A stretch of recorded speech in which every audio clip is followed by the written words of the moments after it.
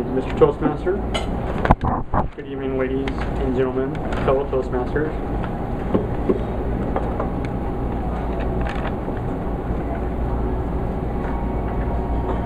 Have you ever had the wind knocked out of you? It's the awful feeling that you can't catch your breath. Sure you have. At least most of us experience this at least once in our life. It could be while playing football. You got tackled by someone, possibly playing football. You probably have no business playing football. Getting a soccer ball kicked in your stomach.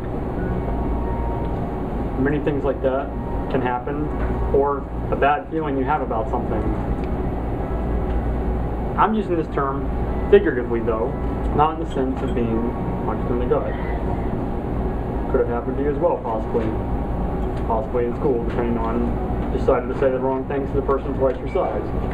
But my speech here is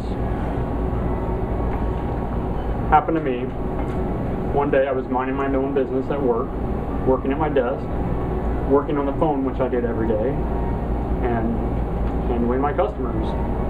Someone came by and tapped me on the shoulder and said, "Oh, come talk with me. We need to go and talk to somebody." So I said, "Okay," having an idea that this may not be good, but I figured, well, I'll talk to my friends. I should probably be saying goodbye on the way down the aisle here. So, it's that fun feeling when someone comes to you and says, "Here you go. We think this isn't working. By the way, here's your stuff in a box. Do you have any thoughts about that?" I'm like, "Oh yes, I have lots of thoughts. I'm not sure I would want to share all of them, but I do have thoughts." So, there I was, stuff in the box, tell me, "Hey, you know what? We think there's other things that may be better suited for you." So I said, "Okay," took it the best I could. Very similar to getting the wind knocked out of you. So, what do? I like to give you 3 things tonight to help keep your focus, not be discouraged, and search effectively for a new job. Chances are, if this hasn't happened to you, it probably will happen to you at some point, given the economic situation we're in and the fact that it doesn't look like it's improving very fast. So, no, it's not all a bad thing. My first point, the 3 points I'm going to go over, about keeping your mind positive, using the time as an opportunity to volunteer, and using opportunity when looking for work to network everywhere possible. You'd be surprised at the number of places you can network. My first point, you really want to rely on family and friends, encouragement from others when it comes to being positive. You want to rely on your faith. You want to rely on books that encourage and motivate you. So you really want to do those things so you can really keep your focus. I brought a couple books today, books that I think help me. You may have heard of some of them, you may not have. This one's really good to me. The Power of Positive Thinking, Norman Vincent Peale. Very great book, I recommend it. How to Win Friends and Influence People. Could help you with networking as well, but also a very positive theme book. And Zig Ziglar's Secrets of Closing the Sale. After all, if you're looking for a job, you're selling yourself, so it's very important to being positive. I think that's the hardest thing about being in that situation, is staying positive and focused the whole time through. I really think that's your biggest detriment to getting back on your feet. So rely on those other people, rely on those books, rely on things that you can ingrain into your head to keep your focus and your mind straight. Your faith. Obviously, if you attend a house of worship or a Bible study, that's something, a lot of times when you're working, if you get busy, you may neglect some, and you may not attend as often as you would like. So if that's a bedrock foundation for you, and that's something that means a lot to you, take the time to do that, because it'll keep your mind right during your time looking for other work. The next thing, volunteering. Volunteering is a great thing to do, not only because it helps others, but because it keeps your mind and channels your mind on the things that are positive, not negative. Like I say, you can help others, you can learn from others in your volunteering work, and it even presents an opportunity for networking. You never know who may be a great contact there. Really all that matters is meeting someone who can introduce you to someone who's going to help you get to the goal you want, which is getting back to work.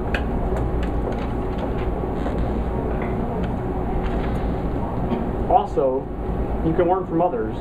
You really don't know how your situation is. It's really easy to think your situation is a really negative and dire situation until, for example, you volunteer with homeless people at a homeless ministry and find out that yes, if those people can get back on their feet, you certainly can. Talk to people that have had life fine, married, kids, everything was fine, they got left by their husband, lost their job, and they're homeless, and you learn and talk to them and see that they're getting back on their feet, and you see that certainly it's a great motivational tool. You can get back on your feet. The last thing I mentioned is networking. The most important thing is you want to craft your approach, you want to be flexible with it, and you want to help others any way possible, no matter how small you think it may be to you. When I say craft your approach, I mean you really want to keep it. You know, everyone's heard the idea of your elevator speech or 2-minute pitch, and your elevator speech really should be something you share with everybody. You shouldn't think of it in a way that you would share just only on a job interview when someone asks you to tell you about yourself. So, think about how to introduce yourself in a short, concise way. Talk about, highlight something that's a talent of yours, give your experience, and really you want to hone in on what your target audience is. How do you tell people what companies and target what companies and help them to point you toward people that are going to help you have informational meetings with those people and get closer to your goal. You want to be flexible. Think about, you know, it's easy to think about going to the Chamber of Commerce and several other meetings, you know, several typical business meetings, including things like Toastmasters as well. Those are all great business, you know, you meet a lot of people in the business environment here, great business meetings. But you can even go to, you can network if you're willing to talk to people anywhere. If you're in the bar with friends, you'd be surprised. You can find people that actually are useful networking contacts.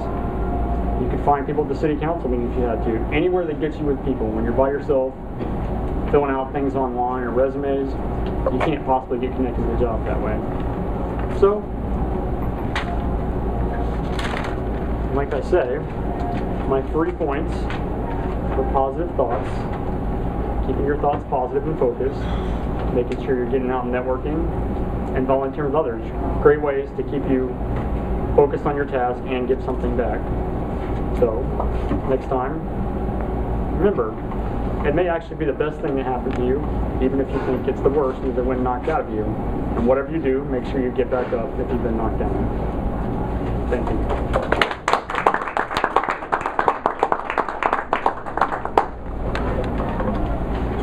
Thank you, Byron. Definitely some good advice in this economy. You never know when it's going to be you that gets that request for a meeting. Go ahead and fill out your comments for Byron. Let him know what you like, what he could improve on. One of my favorite wars in terms of studying in high school and history was the War of 1812, which I think a lot of people may not be as familiar with compared to some other wars. But if you'll recall, that was a military conflict fought between the United States and forces that were here in the British Empire. And one of the things I thought that was interesting about that war was how they came through Washington, and actually the president at the time, James Madison, had to evacuate what was then the White House. It wasn't the massive structure it was today, but had to evacuate. And then the soldiers, the British soldiers who went into the house and occupied it, actually ended up eating his meal that was prepared for him that evening. So I always thought that was kind of interesting. And then they proceeded to burn down many of the buildings in Washington, and I believe that there is